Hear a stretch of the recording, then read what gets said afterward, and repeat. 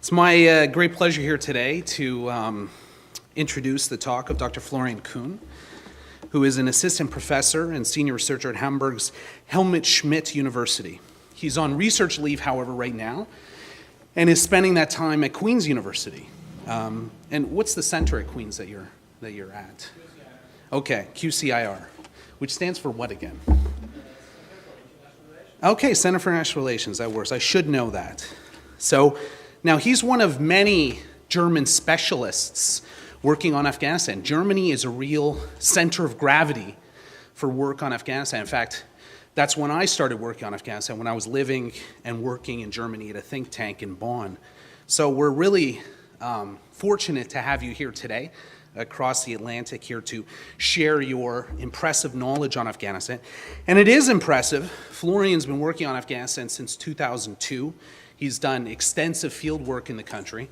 And I'm not going to mention his many publications, but there's an extensive list of publications, and I've known of his work for some time and heard of him. It's not that big a community of people who work on Afghanistan, and I was fortunate enough to finally meet him in New Orleans at the International Studies Association conference in February, which is when I was very quick to extend an invitation for him to come here to Waterloo since he was so close by.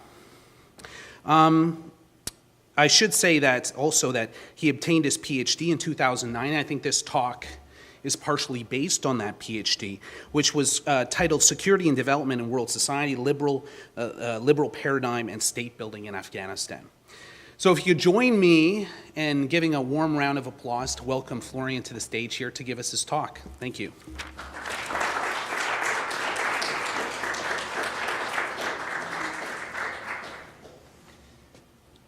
Thanks, Mark, for the kind invitation and for the kind words. Thanks to all of you for coming here. It's a very cool room. It's probably the coolest room I had the pleasure to give a talk in, I must admit. So I'm still quite impressed. So, I am going to talk about something that is part of my PhD, or was part of my PhD, and it's moving a little bit away from the military question that we are discussing all the time, basically, when it comes to Afghanistan. And I'm trying to put it more, the whole state-building endeavor into a picture, looking at how does that state-building work and how is it financed. Because usually we look at institutions and we say, okay, we need a government and we need a ministry and then we need someone to run it and then we need experts to be impartial and do the work. But we never really look at how we pay for it or who pays for it. So basically that is what I'm going to do. And I've put this picture at the beginning of my talk. As you can see that, I hope you can see it. It's President Karzai. This is a lot, I took that picture a lot earlier. That's up in the mountains of the Hindu Kush, somewhere in the middle of, it's not really nowhere, but it's close to nowhere. And that's part of what I'm going to be talking about. There's a huge centralization in the Afghan state. It's all built around the presidency, and from there develop certain structures that I would call clientelist structures, and I'm going to talk about that and how it interrelates with how it's being financed. So we can say Afghanistan is actually one of the most centralized states in the world if you look at the constitution and if you look at the role that the Afghan presidency plays. At the same time, it used to be and still is socially quite fragmented. You probably heard about all the ethnic groups that are based in Afghanistan. But there is also a lot of economic grievances between different strata of the society, and all that is part of the conflict setting that we find ourselves in. My argument proceeds such. After a short introduction into the state building, the course of events, I'm going to talk a little bit about state and its economic reproduction. That means what is it that makes a state work in financial terms. Then I'm looking at Afghanistan and I'm going to look at rents. So we are not talking about pensions, that kind of rents, but it's an economic rent, and that's derived from economic science. It's actually a term used in economic discussions a lot, and I'm going to explain what it means. And then I'm going to split it up into one thing that is quite common in literature. That's the idea you have recipients of rents who are the state elite and who are running the state. So that's what I call the state rentiers. And then there's something that is not so much in literature because mainly most of it is something that I derive from the state rentier literature, is what I would call the drug rentiers. That is, you can actually frame the way that they earn money in a rent kind of setting as well. Then I'm going to talk about the political consequences of that setting and conclude with a couple of words, after which I hope we can get into a discussion and talk about some of the things that I've raised. Okay.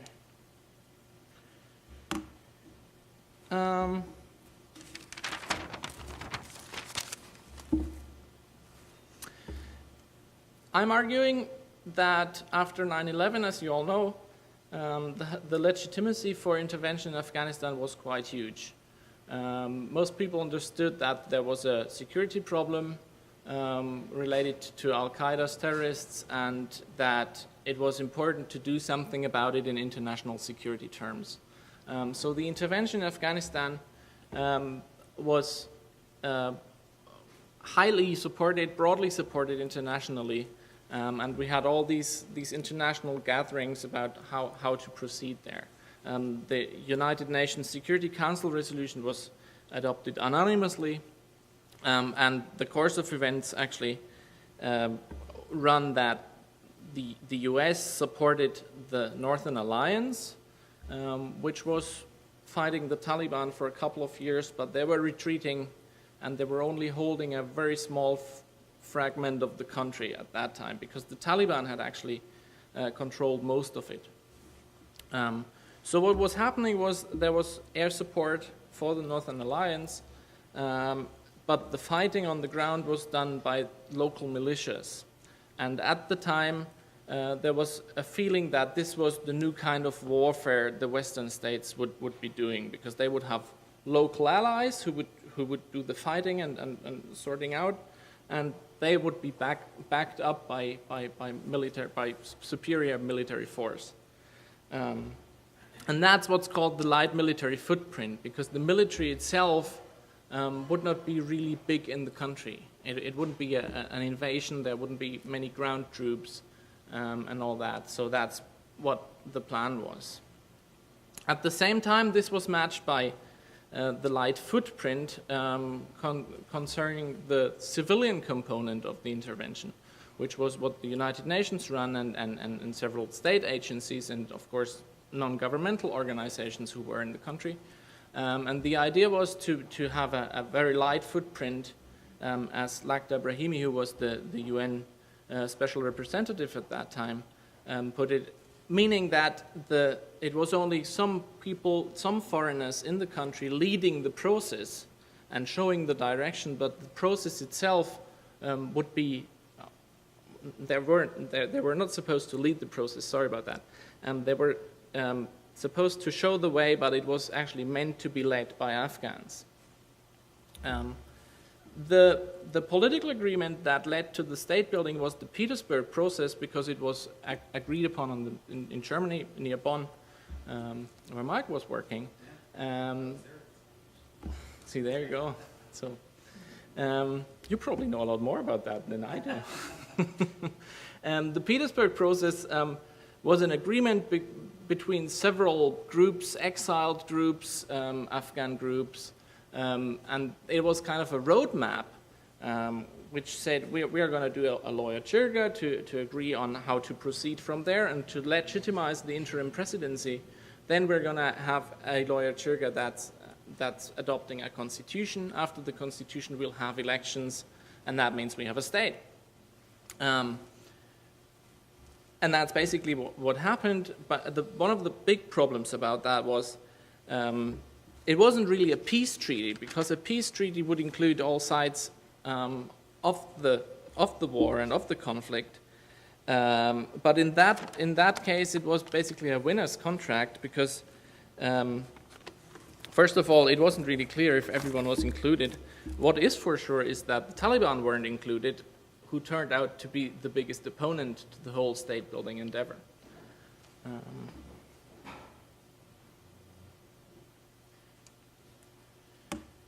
So, with the state itself not being able to have revenues and to create them, and little to no capacity to collect the revenues anytime soon, the whole state building was forced to rely on foreign funding. All the money that went into the state was basically coming from outside. We're talking about a percentage of, I think, 3% in the first year and 5% later. We are now at 30%, but it still means that probably more than 2/3 come from outside. The funding was focused basically on two areas. On the security sector, and still is. It's increasingly focused on the security sector. As you all know, there's a lot of training and building up of structures and corps and brigades in the Afghan army going on. And a lot of money goes into that, including armaments for the government army. The other part where a lot of money went in is aid. As I would argue, as opposed to development, because a lot of that was based on humanitarian considerations, and that means that it's quite good to do that, but at the same time, it's not sustainable in a sense that it starts creating a productive cycle, and that it starts creating revenue for the state, which is what I'm looking at. Also, the fact that a highly specialized aid industry came to Afghanistan to overtake that whole aid sector led to a bypassing of government structures. You have all these international agencies who in many cases have been to Bosnia before, or other cases in Africa, and then they go to Afghanistan and they do what they do best.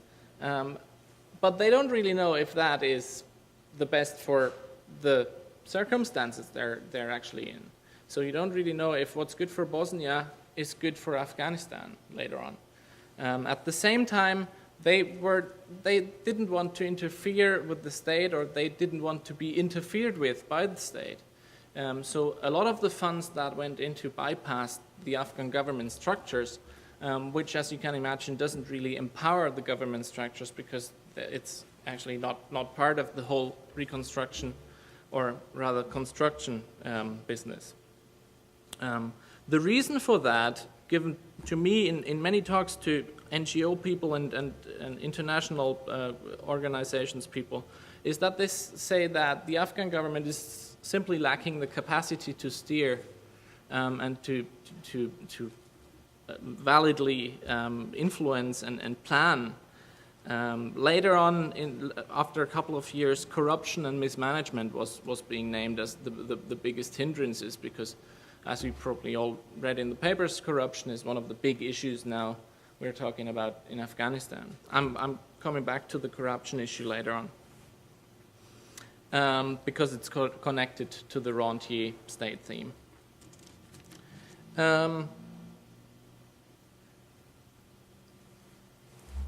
From my perspective, the efforts to increase the revenue creation aren't really big in Afghanistan. We are now slowly and surely catching up and understanding that it is important.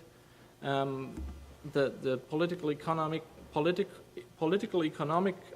structure are important for the states, but for lack of knowledge how to actually get rid of the foreign funding, there's not much going on in that direction. We just talked about that before. There's certain sectors, especially import, which probably create more revenues now, which amounts to the increase that I've mentioned in domestic revenue creation. or collection. But still, most of the programs that are run internationally are also still funded internationally. So what's happened was that institutions were seen as beneficial per se, which means that we were assuming that once we have state institutions, they would do their bit, and then everything would go in the right direction. At the same time, it was kind of overlooked that probably with the state being a source of funding for different groups, it was really interesting for power holders to get into the state and try and catch some of the part of the state because it opened funds for them. So we have all these different institutions which aren't run impartially for the public good, but rather they are run for the private good of those who are in office. And that's something that we still haven't sorted out as far as I can see. And it means that the state was largely captured by the already powerful. It didn't really serve to empower the population as the intervention intended.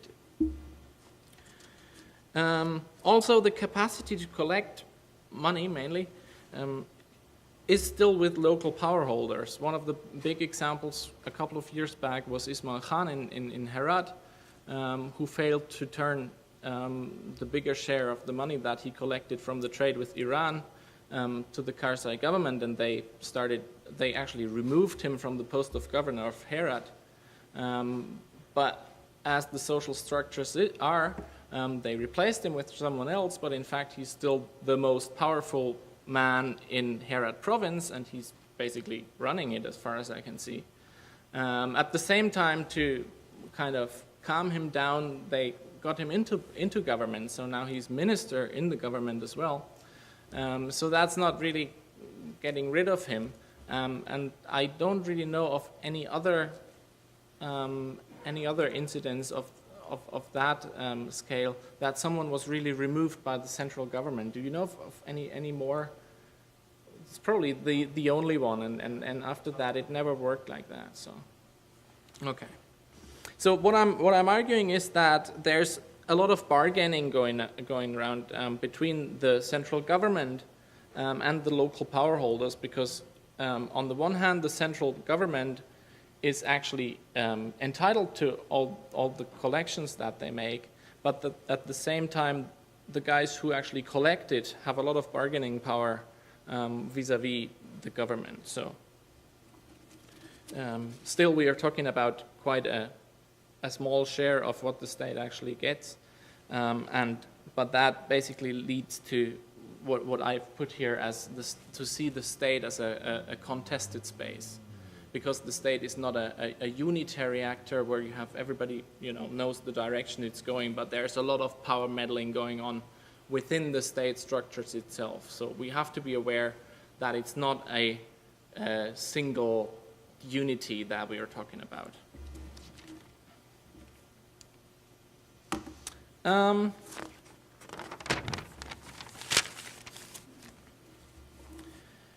Moving on to the rents, the rent, we can see the rent is usually defined as an income which is not a profit.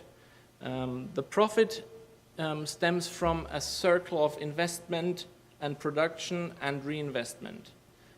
So if you invest something and produce something with that investment, you gain some profit, and then you have to take a large share of that profit to reinvest it to keep the productive cycle going. For the rent, that is not the case. The idea stems from the oil rentiers in the Middle East, because if you have an oil well, and once once you have the infrastructure to actually get the oil out of the well and to transport it somewhere, there's no more investment needed. I mean, you have to invest into keeping up the machinery and all that kind of stuff, but compared to the profits, that investment is really, really, really small. And the Rentier theory actually argues that this is part of the reason why we have a lot of authoritarian regimes in the Middle East, because if this kind of money-generating scheme connects to political power holders, there's not much reason for them to interact with the population, because usually the idea is we have taxation, and taxation kind of constitutes some sort of responsibility and responsivity.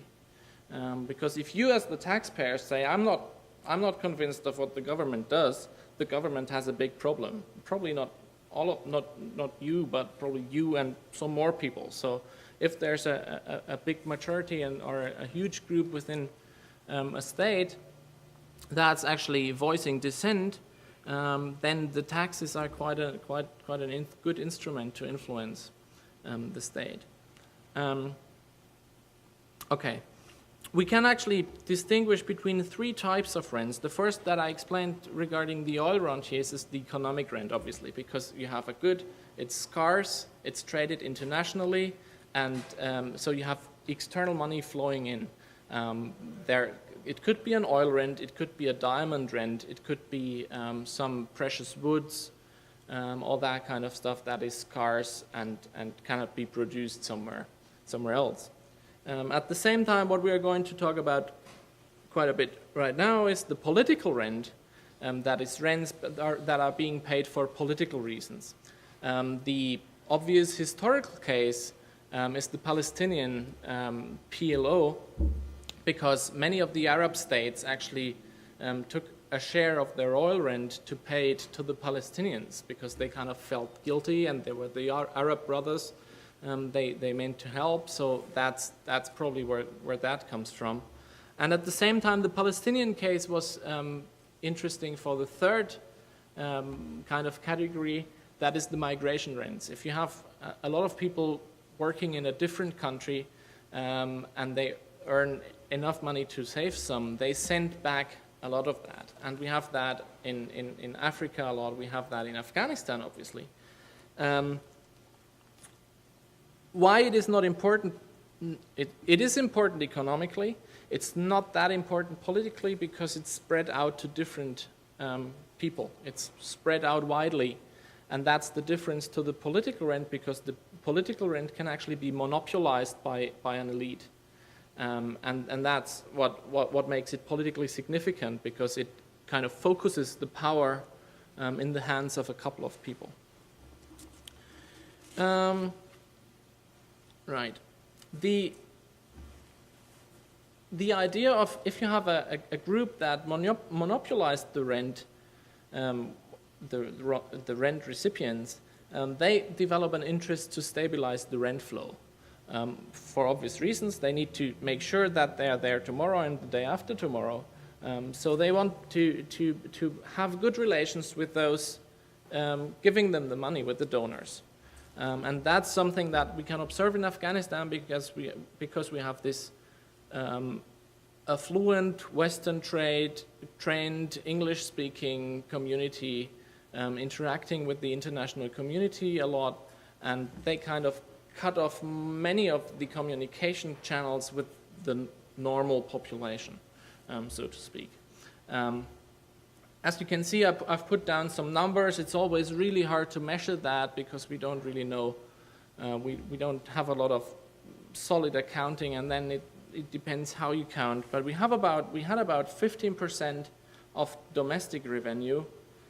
We now are up to 28%, but that's really new data, and I haven't really confirmed that yet. It is obviously rising, it's increasing, but it's still lower than 30%, which means that 70% comes from elsewhere.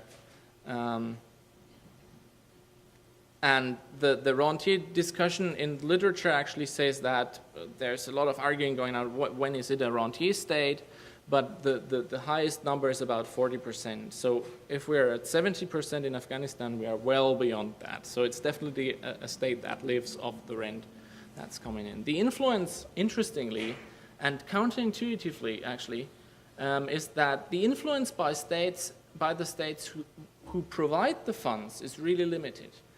Even though the state needs to have good relations to the donors, there's little the donors can do. They can actually say, we're not going to pay you anymore, but they paid for a reason. They don't pay just out of a whim. So in this case, we are talking about security concerns. And the threat or the idea of the risk of Afghanistan becoming a safe haven for terrorists again is something that kept the international donors from cutting down on the funds that are channeling to Afghanistan. This means that the state becomes a source of income. If you have a rentier state, you have a group of people collecting the money, and then from there the money goes to different projects, to different provinces, to different sectors of the economy. So it is actually interesting for groups within Afghanistan to become part of the state and to have themselves good relations with the Afghan state, because the Afghan state is a source of income. As opposed to, as I said, taxation, actually the population pays the state. In this case, it is the state paying the population.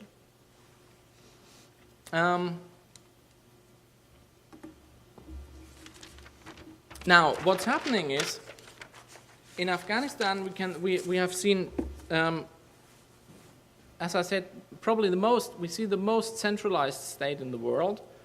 And this centralization, you saw the picture, you have Karzai as the head of the state, and from there it goes downwards, and you have a lot of vertical structures, but you have little horizontal structures where you interact and where even ministries don't talk to each other. Because that would kind of limit their power. It would give someone else influence. So it's always a superior giving orders downwards, and you have all these relations that go up in the hierarchy or down.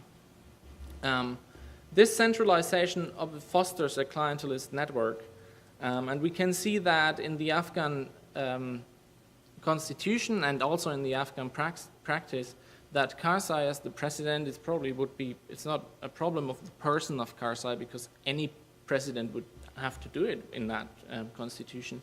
He appoints most of the people in different offices. Governance in provinces is done by that. Councils that oversee government activity are appointed by the president and all that. So he has a lot of power in relation to persons. So it's a real client-agent kind of network. At the same time, this leads to a buy-in into profitable sectors, because it becomes interesting to invest, so to speak, into good relations with state agents to be appointed into one of those offices. So now if we talk about corruption, that's where the corruption actually starts, because people buy their jobs, and then the jobs are run like an economic enterprise, because the investment being made into getting the job need to pay back at some point. So if you're in a higher rank, you collect money from people who want posts in the lower ranks. So it becomes a whole pyramid of personal and economic relations there.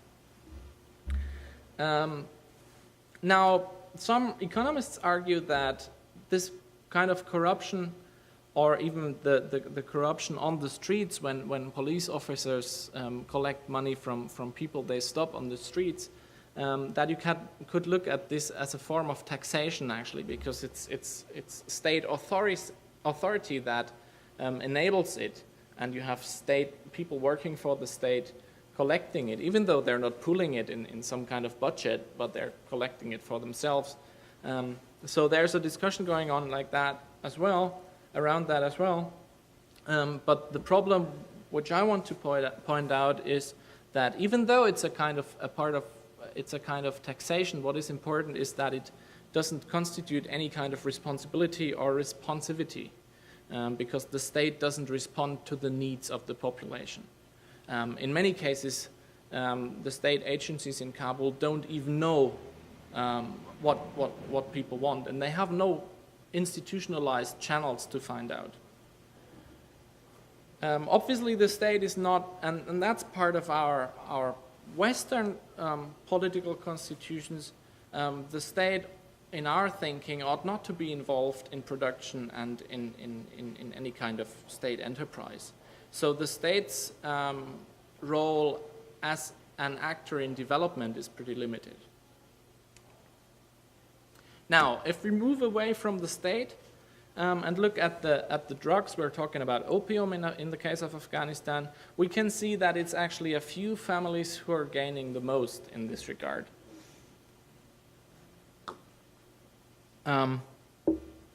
You might have read that the drug economy is quite big because it involves so many Afghans, and that is mainly the farmers. It's a highly work-intensive endeavor to grow the opium poppy, but that's not what I'm talking about. I'm talking about the traders, and the traders are those who make the biggest profit, and for them, the supply from the farmers is a pretty steady one.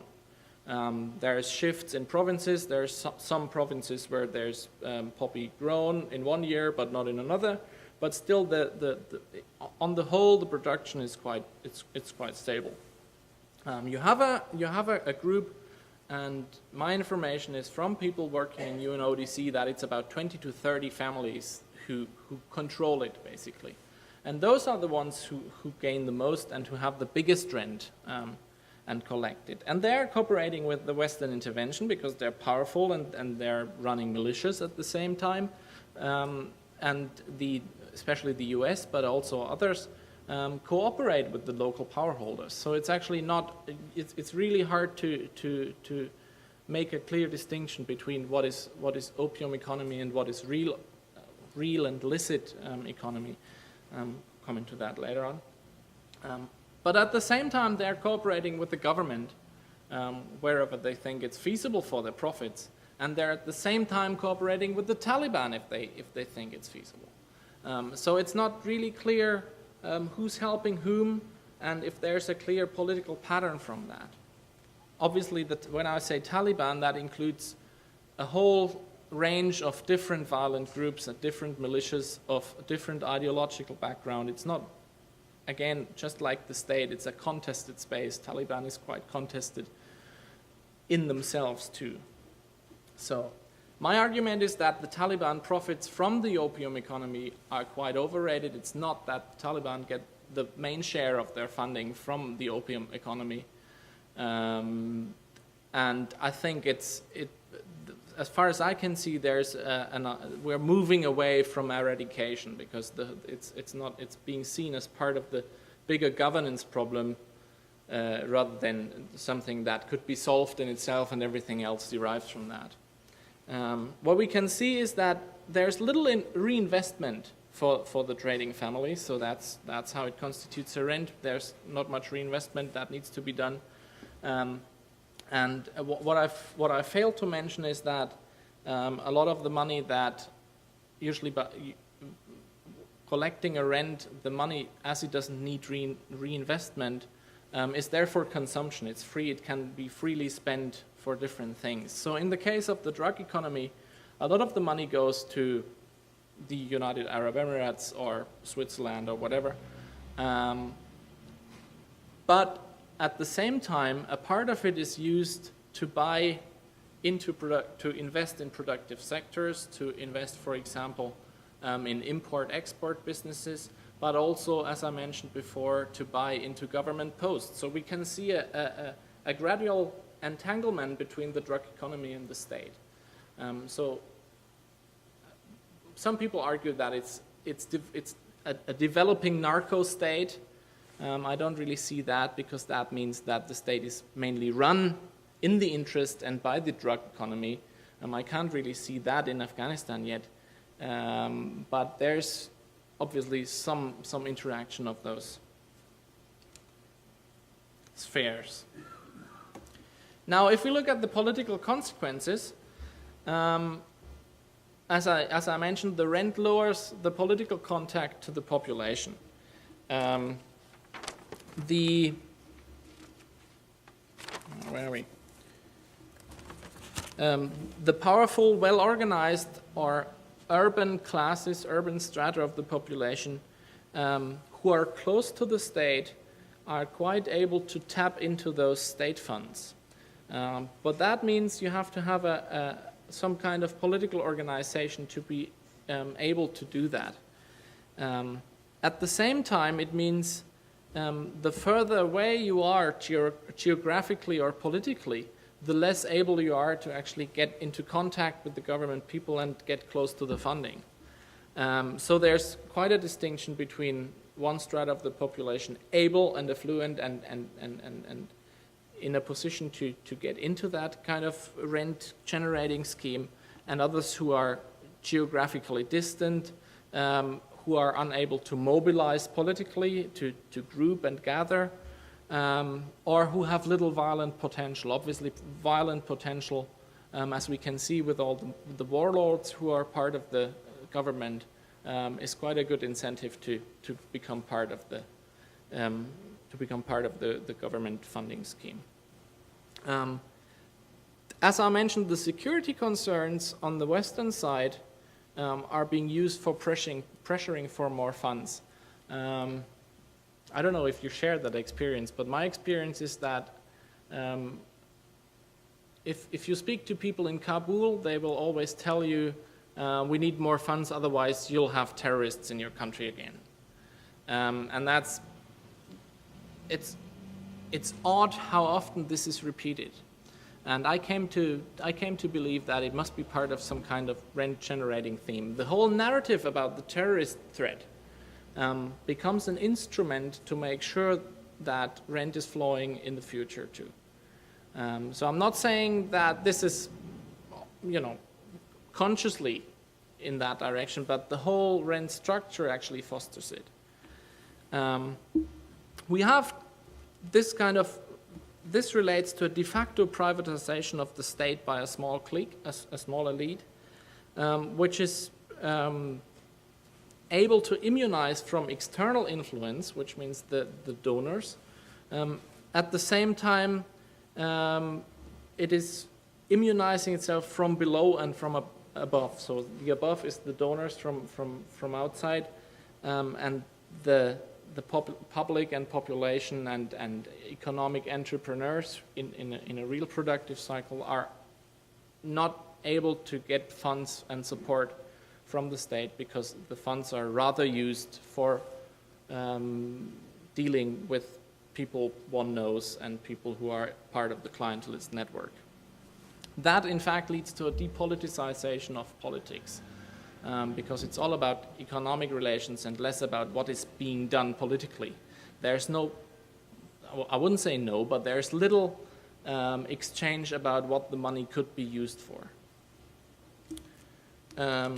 There's obviously no or little incentive to foster development or to create jobs and the like by using funds and putting them into this kind of sector.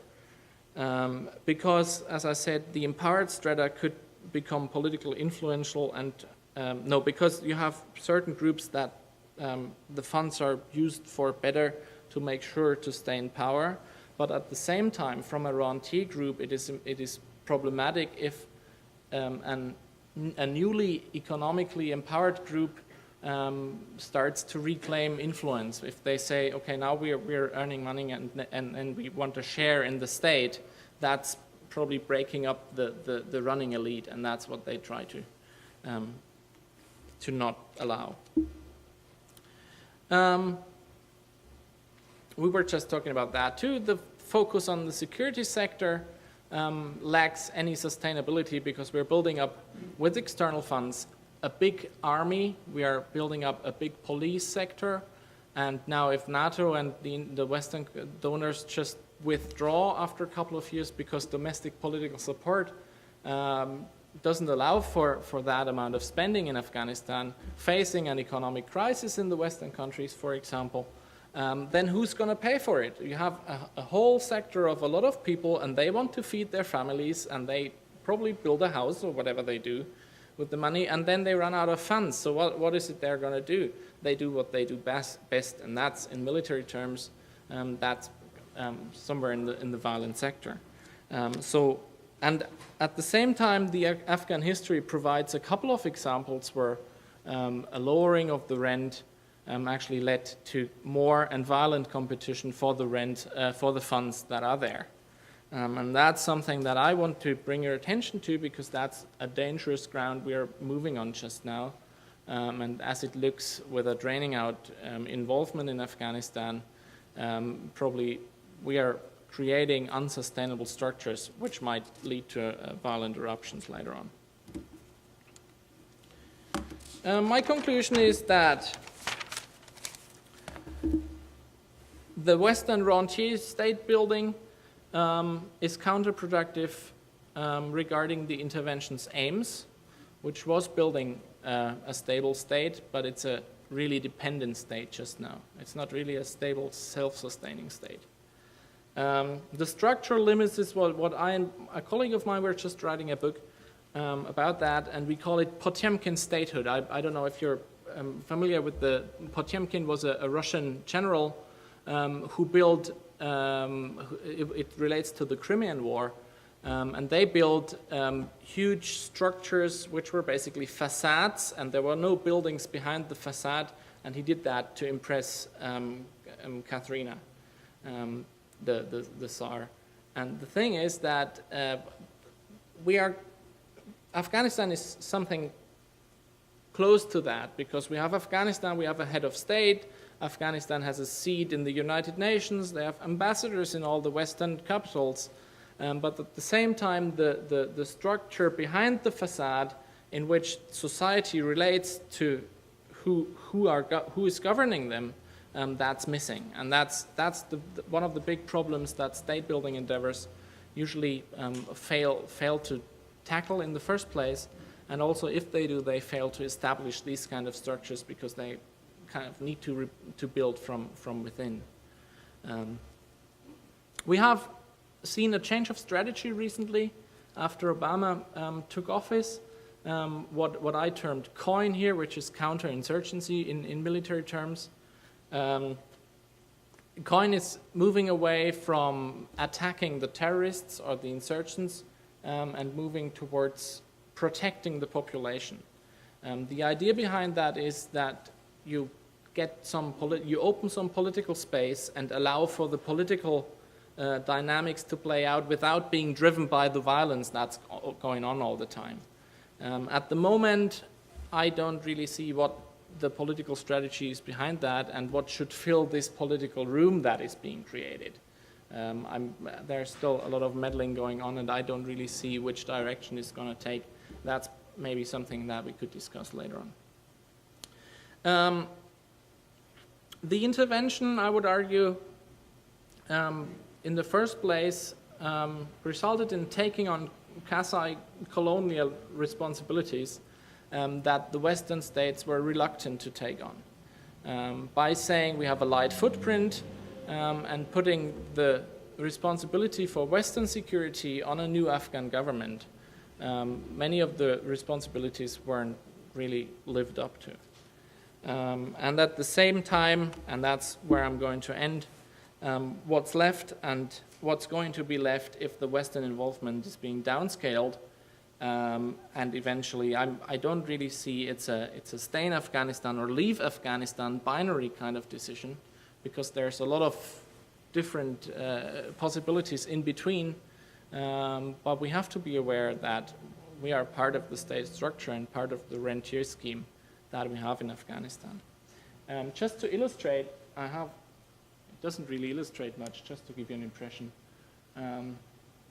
We have a big involvement of Western military, which is a big economic sector itself, because there's a lot of supportive industry and supportive trade going on. Then we still have fragmented and from a human rights perspective, highly problematic societal structures. You see the ladies in the burqa in Herat here.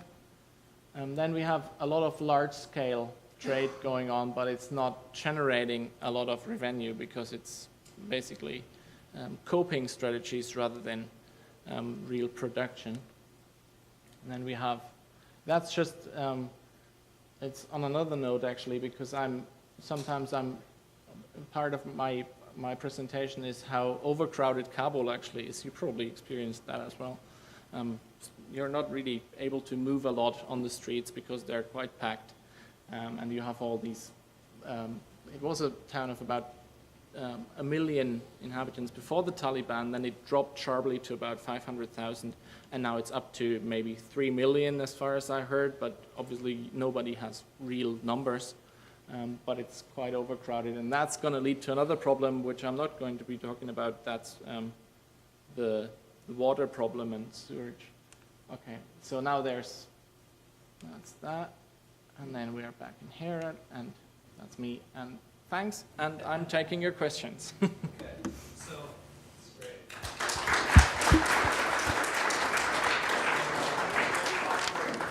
Now we have about 15 to 20 minutes for questions, and so I think there's a microphone that's going to go around, but Florian's going to take the questions himself, and we'll start the discussion. So please, if you have a question, raise your hand. Do you have it?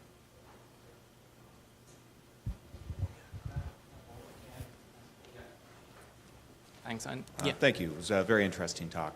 I was just wondering, what is a potential economic alternative other than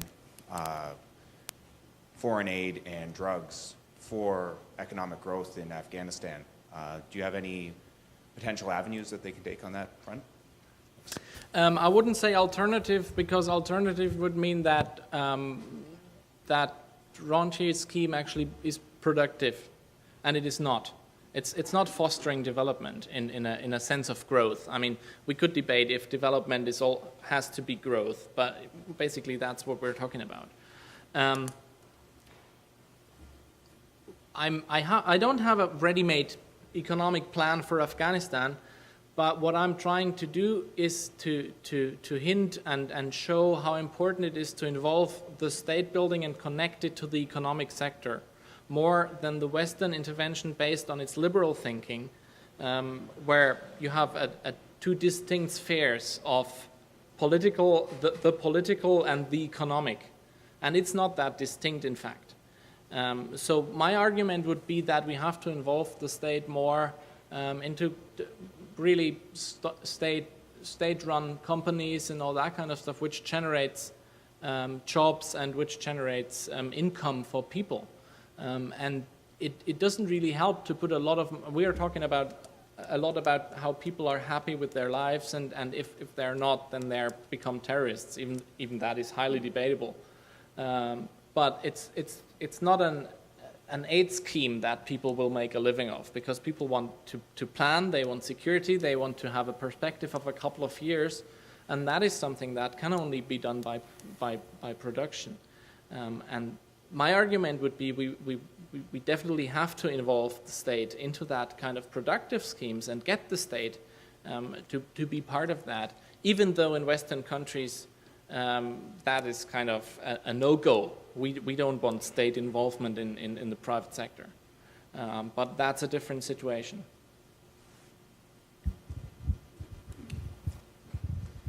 I know that the World Bank has done some terrific work with their micro loans in different countries in the world, and I would think that most of those loans were $100 or $200, and when you think of it, 1 million people could be given loans for $200 million, which would be a small amount of money compared to what's already going into trying to sustain the state. So what do you see as that, rather than state enterprises, of focusing on those types of micro loans to encourage a market economy? That's certainly part of an economic scheme that would be beneficial. I'm not saying the state should run the economy in itself, but it should, my argument before was it should get more involved. At the same time, microloans, microfinance is a good way to get into that. But microloans have been widely discussed in the last couple of years, and many times it sounded like the solution to all problems, and that's where I get skeptical.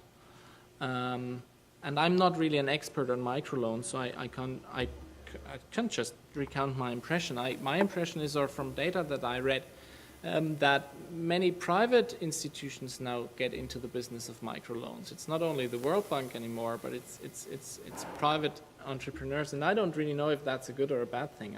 I'm not against private entrepreneurship, not at all. But it seems that there is. It's just a suspicion. I don't really know. It's certainly a part of an economic scheme, and it's important. But at the same time, it is not. It's not financing a lot of big growth, factories and all that kind of stuff. So, and we need that as well. So we need to balance it on a small scale with microloans, but we need a banking sector or international loans for bigger investments too. And one of my examples usually is, which I found was a brilliant idea, because in Afghanistan, as in most of Central Asia, in fact, people drink a lot of tea and they use a lot of sugar. And now all the sugar that is consumed in Afghanistan is being imported. So there was a sugar factory in Bahlan, and there was not that big an investment. I think it was about $4 million or something, and they rebuilt the factory, and they got a agricultural scheme going so that they were actually building the plants the sugar would be made from, and that was all running. And then it should be when it should be opened, it was one of the biggest attacks that the Taliban staged, and they attacked it. And I don't know what the state is just now, but I figure that usually it's hard to get that amount of money again to invest in that kind of practice. What I'm trying to say with that is something that would really generate something within Afghanistan for Afghanistan, because it would be produced in Afghanistan, and also it would be consumed in Afghanistan. So that would have a lot of spin-off effects because the money would be in the circle. At the same time, obviously, the Taliban didn't think it was that a good idea themselves, and that's why they targeted it. So still, apart from what I was saying in the talk, security is still a big problem, but basically that's the road we should go to. Well, just follow up on that, because I think, we often run into problems where we think we can pick the winners, and it sounds to me as though what you're suggesting is that either international organizations and experts or people within the government in Afghanistan should now be trying to pick the winners and make big investments in those industries. And I think with the current state of the Afghan government and infrastructure, that could be disastrous. And so for me, it's rather like the Tea Party, the original Tea Party. Mm-hmm. Right now there is taxation without representation. Mm-hmm. And I think if you encourage that at a grassroots level, those kinds of investments, certainly for our own economy and for most Western economies, most of the growth is generated with small businesses and that then grow and become larger businesses over time. And it certainly empowers the people in the country. You're absolutely right. That's why I think that many in the state class don't like that, because that would threaten their monopoly on power. At the same time, I would stress that it must be a mixture. I wouldn't say we don't need bigger investments or more focused investments on industries where the industry have a real perspective to become part of the local economy rather than being exportive in its focus. At the same time, I couldn't agree more. Yeah.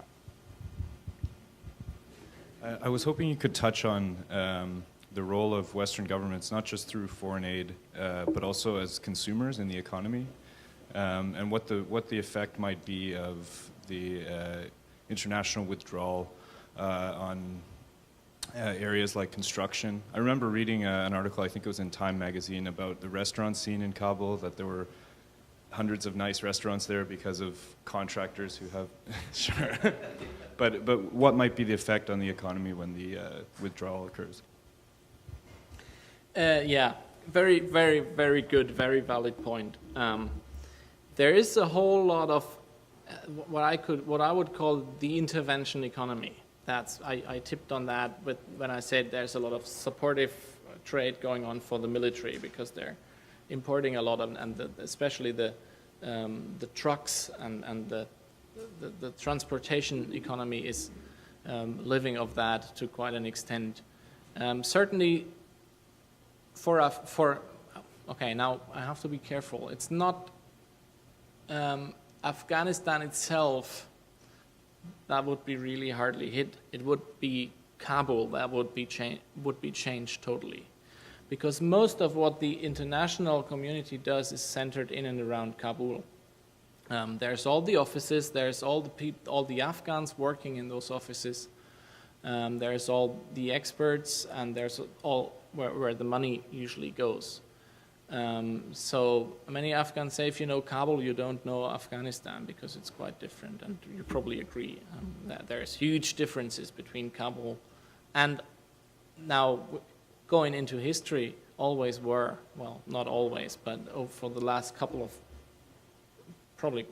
dozen years, Kabul was quite different. And that's part of the conflict that we have between the urbanized, modernized classes in Kabul and the bigger share of the population that lives outside in the country, or I mean, it's always the cliche of the remote village, but there is this kind of disconnect between the urban population and the rural areas. And my argument would be it's definitely going to hit Kabul. It's probably hitting Kandahar and Herat maybe and Kunduz or Mazar Sharif, but that's only a handful of urban centers, and in the rest the economic impact wouldn't be that big. Obviously in Kabul the impact would be huge, and I think that's something that we haven't really thought about in depth, and certainly I haven't, but I don't really know of any planning how we could try to filter down the effects of a withdrawal in that area, because it would mean, you know, to disenfranchise the starting middle class that's coming up there. If with all caution of the class terms, because that's you know, Western sociology where it derived from, so that's only partly applicable to Afghanistan. Hi, Florian, thanks.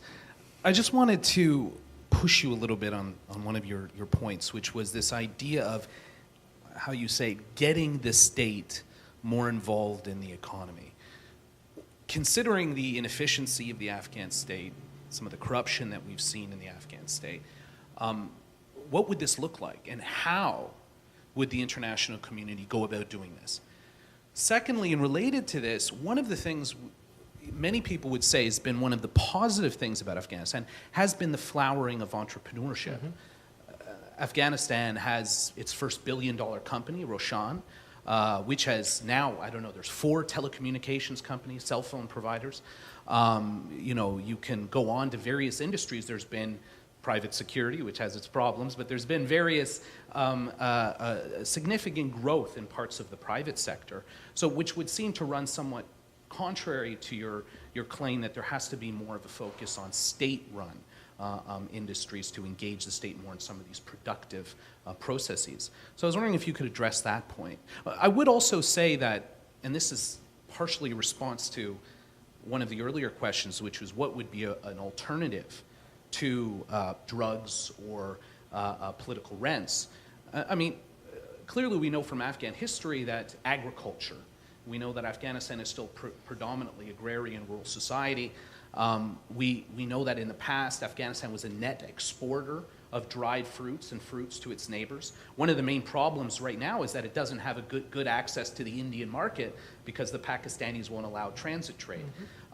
So, you know, it seems to me that there are alternatives out there. There's natural resources that are untapped. They have the largest copper mine in the world, which the Chinese just bought the rights for. So there seems to be some alternatives out there. So maybe you could also address that point. Yeah. Good point, and you're totally right, of course. I wasn't saying that per se the state should overtake the economic sector. But what we see at the moment is that businesses flourish where they can. That is the security sector and that is the telecommunications sector. I think it would be a good idea, or I think it would be valuable from a development point if the state would step in where it is not productive in a short period, which is interesting for investors. So the state has to have a longer perspective, and I mean, rather than building up 8 dependency structures that are not sustainable, it might be worthwhile to take the risk to say, okay, it might only pay off in 10 years or something, but until then it creates a lot of jobs. My argument is the economic reasoning is all well, but in a case like Afghanistan, there should be more political steering and more ideas which sectors are not interesting to the private sector, and then the state might go in that direction. Being aware, having talked about the state raunchy structures, that this is not going to be easy and that this is not going to be something that, you know, just pops up and everybody knows this is what we're going to do, and there's not going to be agreement, and there's people trying to influence to get those projects to their part of the country rather than to another one, and all that. It's just to raise awareness without having an empirical or you know, a recommendation how to put it to implement it on the ground. Yeah, thanks a lot. Thank you. Such a pleasure. Yeah. We also have a token of CG's thanks, so here you go. Great. All Thanks right. a lot. Thank you. Thanks.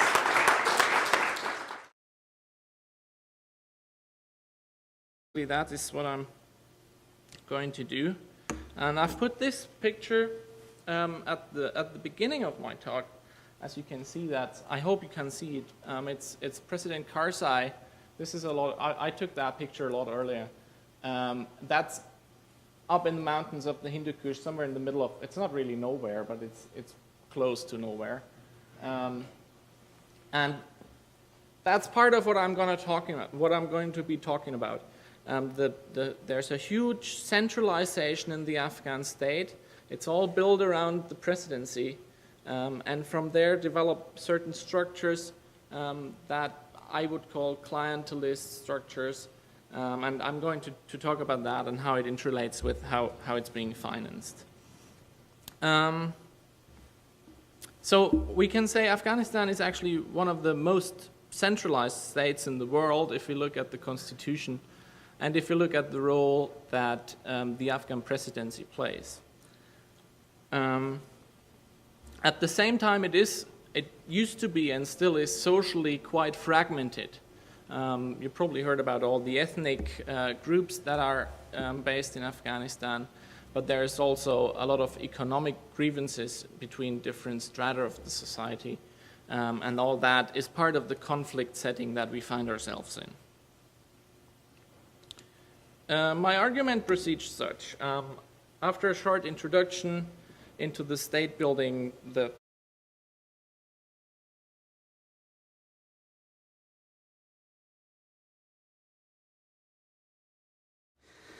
It's my great pleasure here today to introduce the talk of Dr. Florian Kuehn, who is an assistant professor and senior researcher at Hamburg's Helmut Schmidt University.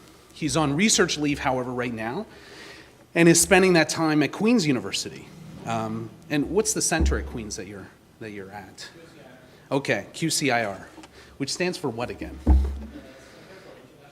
Okay, Center for International Relations, that works. I should know that.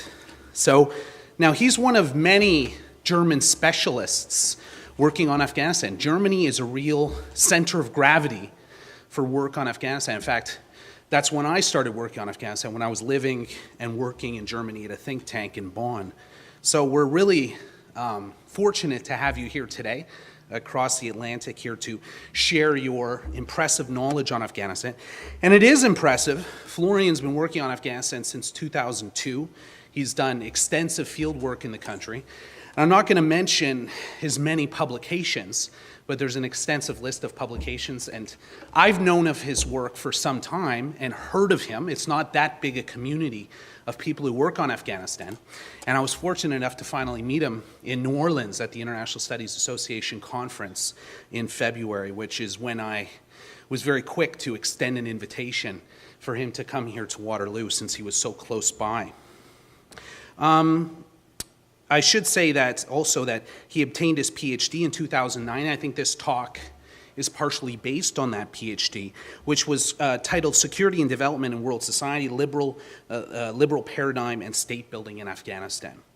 So if you join me in giving a warm round of applause to welcome Florian to the stage here to give us his talk. Thank you.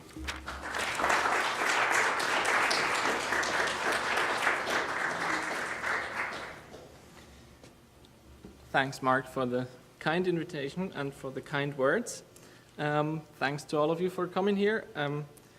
It's a very cool room. It's probably the coolest room I had the pleasure to give a talk in, I must admit. So I'm still quite impressed. So I am going to talk about something that is part of my PhD, or was part of my PhD, and it's moving a little bit away from the military question that we are discussing all the time, basically, when it comes to Afghanistan. And I'm trying to put it more, the whole state-building endeavor into a picture, looking at how does that state-building work and how is it financed. Because usually we look at institutions and we say, okay, we need a government and we need a ministry and then we need someone to run it and then we need experts to be impartial and do the work. But we never really look at how we pay for it or who pays for it. So basically, the course of events, I'm going to talk a little bit about state and its economic reproduction. That means what is it that makes a state work in financial terms. Then I'm looking at Afghanistan, and I'm going to look at rents. So we are not talking about pensions, that kind of rents, but it's an economic rent. And that's derived from economic science. It's actually a term used in economic discussions a lot, and I'm going to explain what it means. And then I'm going to split it up into one thing that is quite common in the literature. That's the idea you have recipients of rents who are the state elite and who are running the state. So that's what I call the state rentiers. And then there's something that is not so much in the literature because mainly most of it is something that I derive from the state rentier literature, is what I would call the drug rentiers. That is, you can actually frame the way that they earn money in a rent kind of setting as well. Then I'm going to talk about the political consequences of that setting and conclude with a couple of words. After which I hope we can get into a discussion and talk about some of the things that I've raised. Okay. I'm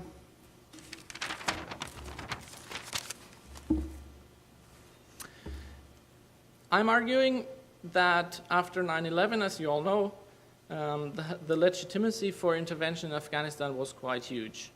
Most people understood that there was a security problem related to Al-Qaeda's terrorists and that it was important to do something about it in international security terms. So the intervention in Afghanistan was highly supported, broadly supported internationally, and we had all these international gatherings about how to proceed there. The United Nations Security Council resolution was adopted unanimously, and the course of events actually run that the US supported the Northern Alliance, which was fighting the Taliban for a couple of years, but they were retreating and they were only holding a very small fragment of the country at that time because the Taliban had actually controlled most of it. So what was happening was there was air support for the Northern Alliance, but the fighting on the ground was done by local militias. And at the time, there was a feeling that this was the new kind of warfare the Western states would be doing, because they would have local allies who would do the fighting and sorting out, and they would be backed up by superior military force. And that's what's called the light military footprint.